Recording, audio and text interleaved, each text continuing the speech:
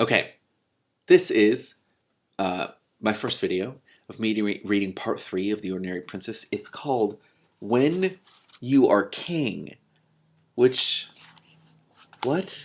I don't get it. The Forest. I really shall have to do something about my clothes, said the Ordinary Princess, speaking rather severely to Mr. Pemberthy and Peter Aurelius. Mr. Pemberthy and Peter Aurelius had not the least idea what she was saying, but they tried to look intelligent and sympathetic. Mr. Pemberthy was a little red squirrel, and Peter Aurelius was a crow. Oh, I'm so done already. Oh, the Ordinary Princess hardly ever had anyone to talk to.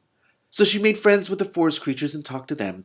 It tended to make conversation rather one-sided, but that was sometimes an advantage. At least they could not answer back.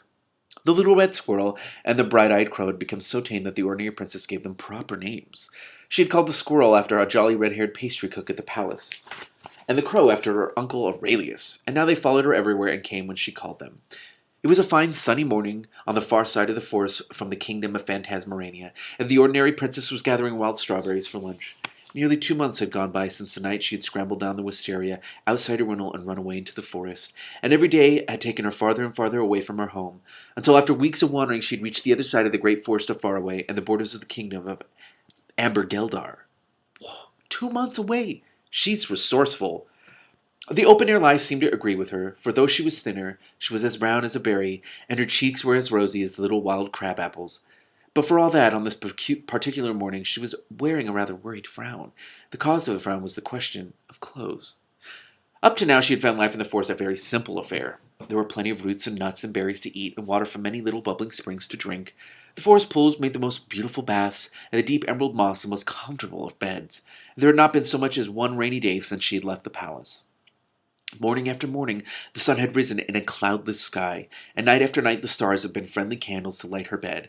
But now, at last, an extremely bothersome thing had cropped up.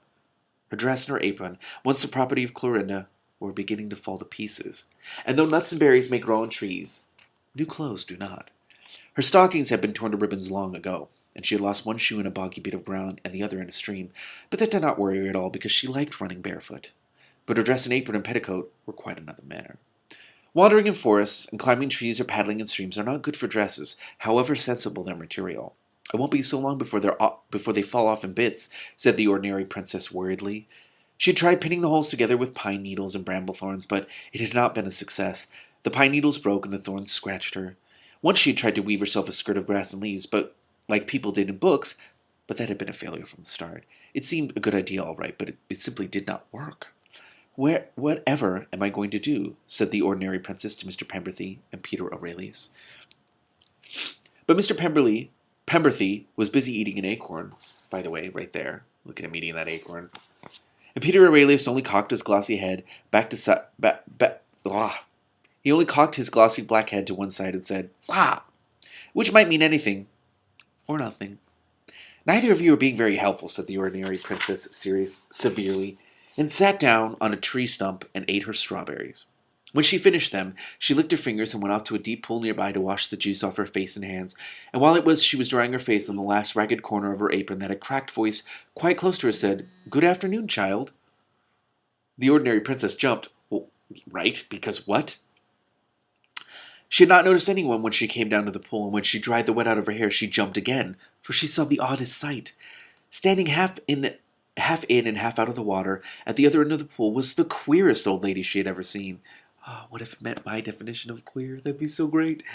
She had long, greenish-gray hair, and a long, hooky nose, and a pair of very twinkling eyes. She leaned on a stick made out of a knobbly branch of coral. Oh my God, is it crustacea? And wore a cloak of something that looked like seaweed. It totally is. Look at her! Look at her! Look at her, she's so awesome! Speak up, child, said the old lady. Where are your manners? Good afternoon, ma'am, said the Ordinary Princess, and because she had been nicely brought up, she made the old lady a curtsy.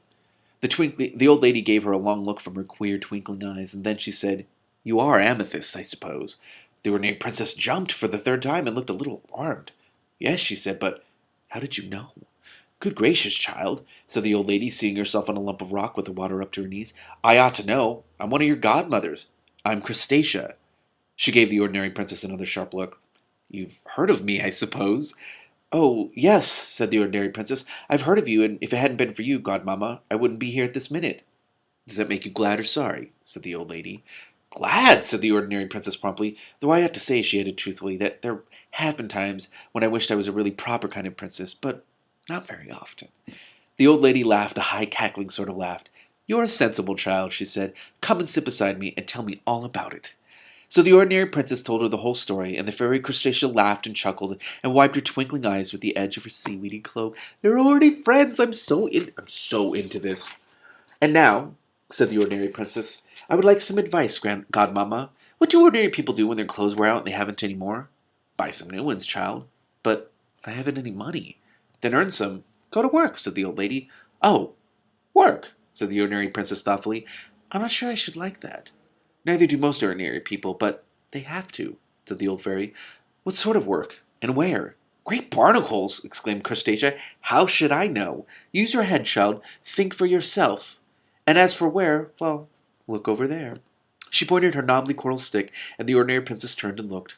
Beyond the pool, the forest ended in a narrow strip of moorland, and between the tree trunks she saw a far distant view of roofs and walls and battlements glinting in the sun. "Why, there's a town there," she said. "Certainly there is a town there," said her godmother. "That is the city of Amber, the capital of Amber Geldar, and if I were you, I'd go there and get myself a job. Because one thing is certain," said old Crustacea, "if you go about in those clothes much longer, they will simply fall to bits." "I was thinking that myself, just before I met you," said the ordinary princess. "Then take my advice and go on thinking it," said Crustacea, "because the more you think of it, the sooner you will see that there is nothing for it but to buy new ones. And to do that, one needs money. Shops make a point of it, I am told. And money," said Crustacea, "does not grow on trees. So, as you will realize, it all seems to boil down to one word: work." "Work," repeated the ordinary princess dutifully. "I expect you're right, godmamma." "I'm always right," snapped the old fairy. "And now be off with you, child, and luck go with you." She smiled a very kindly smile, and then before the ordinary princess could even say "goodbye," she slipped off the rock and disappeared under the water as smoothly as an otter, and there was nothing to show that she had been there at all, except a damp smear on the top of the rock and a widening circle of ripples on the surface of the pool. "Well," said the ordinary princess, and she rubbed her eyes and pinched herself to make sure she had not been dreaming. But there were the ripples and the damp smear on the rock, and the pinch had certainly felt very real. "Anyway," said the ordinary princess, "if I've got to start work sometime, I'd better start now." So she stood up and shook out her ragged skirts, and tidied her hair as best she could. Then she went to the tree stump where she had left Mr. Pemberthy and Peter Aurelius and her cloak. The cloak had not had nearly such hardware as her dress and apron, for she had used it as a blanket every night, and carried it rolled up in a bundle under her arm during the day, and when she put it on, it made her look quite neat and respectable. "It is a pity having no shoes and stockings," said the ordinary princess, "but then one can't have everything." I like that this is becoming about her leading an ordinary life and going through the responsibilities of life, and how she's like, yeah, this is totally how other people live. I don't need to live in this rich lifestyle, and that's really cool. I like that. "Goodbye, Forrest," she said. "I've had a lovely time, and as soon as ever I've made enough money to buy some new clothes, I will come back to you." She kissed her hand to the trees and the ferns and the emerald moss, and set off toward the town of Amber. But she did not go alone, for Mr. Pemberthy and Peter Aurelius had no intention of being left behind. Mr. Pemberthy had stopped eating acorns and had taken one flying leap under his shoulder, where he fluffed up his tail and sat looking very pleased with himself. Peter Aurelius flew alongside them, cawing loudly. It was almost 4 o'clock by the time they reached the city, and the ordinary princess was very tired and footsore. It had been much farther than she had thought when she looked at its walls and roofs from the edge of the forest, which may have been partly because she found that roads are not nearly as comfortable to bare feet as moss, so that one has to go more slowly. She stopped by a little stone bridge over the river that ran through the town to bathe her tired and dusty feet and decide what she had better do. "I think I shall try and get work at the castle," thought the ordinary princess, wiggling her toes in the nice cool water. She smiled to herself and tweaked Mr. Pemberthy's bushy tail.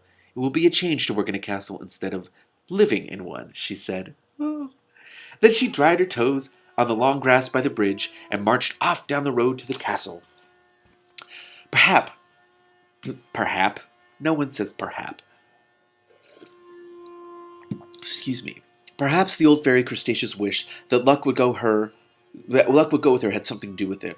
But strange as it may seem, when she knocked at the back door of the castle and asked for work, she was taken in at once, in spite of that dreadfully ragged gown. For as luck would have it, the 14th assistant kitchen maid had tripped over the kitchen cat that very morning and twisted her ankle. So the ordinary princess got the job at 2 pfennigs a week, plus her keep and the loan of a spare apron. How many pfennigs would it take to buy a new frock? Asked the 13th assistant kitchen maid. About 100, said the 13th assistant kitchen maid, but it depends on the frock. So that is how Her Serene and Royal Highness Amethyst Alexandra Augusta Araminta Adelaide Aurelia Anne, Princess of Phantasmorania, became an ordinary kitchen maid in the royal castle of Amber. Ah, look at her. Wait, wrong way. There we go. She's doing work. She was soon to find out that a great deal of work was expected in return for 2 pfennigs a week, and her keep. Oh my god, 100 pfennigs? The 50 weeks? It's like a year to afford a frock. That's a lot. From early dawn until late at night, she was busy scampering up and down the huge castle kitchens. Washing dishes, peeling potatoes, fetching and carrying for the royal cooks, filling pails of water, and 100 other things. At night she slept in a narrow, rickety bed in a very small attic, small attic room at the tip-top of the castle. The bed was very hard, and the mattress full of lumps, but she was always so tired that she did not care. Whenever she could snatch a moment from her work, she would run up the 12 long flights of stairs that led to her attic to take a handful of crumbs and scraps to Mr. Pemberthy and Peter Aurelius. Mr. Pemberthy and Peter Aurelius spent most of their time sunning themselves on the castle roofs or making trips down to the gardens. But wherever they were, the minute they heard the ordinary princess's soft whistle, they would hurry back to the attic windowsill. Every second week, the ordinary princess was allowed Thursday afternoon off, and then all 3 of them would spend a glorious time together in the forest. And every Saturday night, the ordinary princess would put 2 pfennigs into a cardboard box with a hole in the lid that she kept under her bed. When the box is full, she told Mr. Pemberthy and Peter Aurelius, I shall take it down to the town and buy myself a new frock, and then we can all go back to the forest and live there for always. Or at least, she added, until I need a new one. Peter Aurelius put his head to one side and said, Caw! And Mr. Pemberthy fluffed up his tail and made a little chattering noise, quite as though they both understood what it was all about, which perhaps they did. On the whole, the ordinary princess, who was now an ordinary kitchen maid, enjoyed life as much as ever, for when you have spent most of your life surrounded by ladies-in-waiting and polite courtiers who all expect you to do nothing but play the harp nicely and do a little elegant embroidery, even peeling potatoes has its charms. And there is nothing that gives you a feeling of such proud satisfaction as drawing a weekly wage that you have earned all by yourself, even if it is only 2 pfennigs. Every now and again the ordinary princess would send a letter to her parents, to tell them that she was quite safe and well and happy, so that they would not worry about her too much. But she was very careful to give no address, and as no one used postmarks in those days, she was never discovered. Wow, this is neat. The ordinary princess had been an ordinary kitchen maid for several weeks before she caught so much as a glimpse of the castle's owner, King Algernon of Ambergeldar. But though she had not seen him, she heard a great deal about him from the other 17 assistant kitchen maids. It seemed that he was young and gallant and handsome, and that his mother had died when he was only a baby, and his father had been killed out hunting when he was 10 years old, so he'd been a king since that early age. The kitchen maids, the scullery maids, and the housemaids, the scullions, pages, cooks, and serving maids were never tired of talking about him, and to hear them one would suppose him to be the most marvelous person in the world. But they can't fool me, said the ordinary princess to Mr. Pemberthy and Peter Aurelius. I know all about kings and princes. They may seem very wonderful to kitchen maids, but believe me, when you get to know them, you'd be surprised how stiff and stodgy and tiresome they are. She spoke so snappishly that Mr. Pemberthy looked quite startled and dropped an acorn. Oh my God! Algernon indeed, said the ordinary princess in tones of immense scorn. Qua! Agreed Peter Aurelius. The cardboard box with the hole in the lid contained the sum of 12 pfennigs when the whole castle was thrown into a bustle of excitement. I like that that's how time is measured. 6 weeks. Oh, I love that. It seemed that Queen Hedwig of Plumblosomburg was to pay a friendly visit to her nephew, Algernon of Ambergeldar, and great plans were made to receive and entertain her.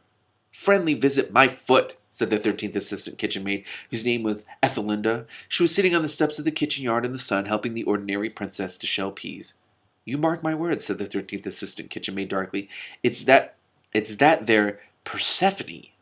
What do you mean, asked the ordinary princess, and who is Persephone? I don't know, but that's a good place to stop and make a second video, which I will do now.